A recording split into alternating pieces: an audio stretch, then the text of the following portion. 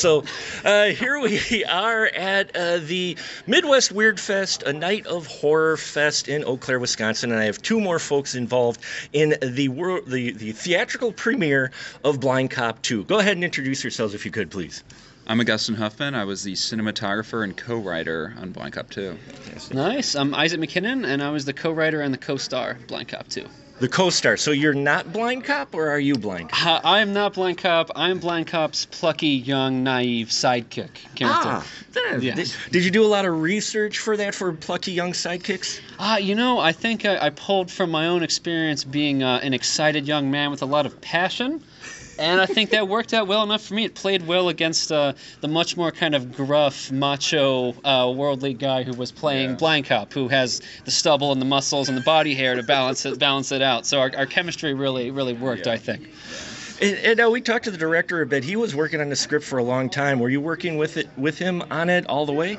So he came up with the character in high school with his buddy Noah, and so he's been on it for a little bit longer, but in college we started the first draft of the feature together, and so we kind of banged out a draft, and then after that draft Isaac came in and we kind of did another couple drafts.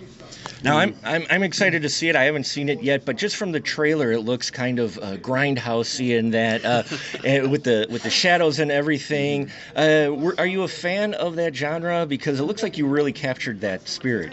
I'm a fan of that genre, but we were maybe not as much Grindhouse, but like Terminator 1 was a huge influence, and Maniac Cop at all? Not Maniac, yes, and like I knew there would like eventually be comparisons to that, but like we were trying to aim like a little more like Hollywood than that, but it ultimately turned out the way it did. We had our limitations. I'm incredibly proud of how it looks. Augustin's very talented. I think it looks far better than it ever should for the resources that were available to us. And I think it's got some of that grindhouse grime and dirt to it, but it's got a lot of like grain was important to us. Having shadows, we did use a lot of color. That was a huge priority. We didn't want it to look bland, and so that's probably like the closest grindhouse influence is like the use of color for sure. Now again, I'm looking forward to seeing it, but did you get bloody? Because I was talking to the director and he mentioned about practical effects for the gore. Yeah, so that was something we set out to do really early on, as we wanted to commit to. We want to do practical effects. We want the blood to be real on our actors on the set. And I don't want to spoil too much, but I will say that by the end of the filming, I had been covered head to toe in blood many times. It was in my hair. I had to actually use Dawn dish soap to scrub it out of my pores and out of around my eyes. And I wouldn't take back any of it. It was a great experience, but I've been covered in blood more than you would believe. Yes. And what kind of challenge did that make for you, Mr. DP, for having all that blood flying on set? We definitely got blood on the camera a couple of times. Made sure to clean that as soon as we possibly could. I got blood on me several times, and he's caught in the crossfire. I also act in it in a couple different moments, and I got blood on my, I got covered in blood and those things, but then also just shooting. It just we're pretty close to the action. Yeah. What is it that you enjoyed most about shooting Blind Cop 2?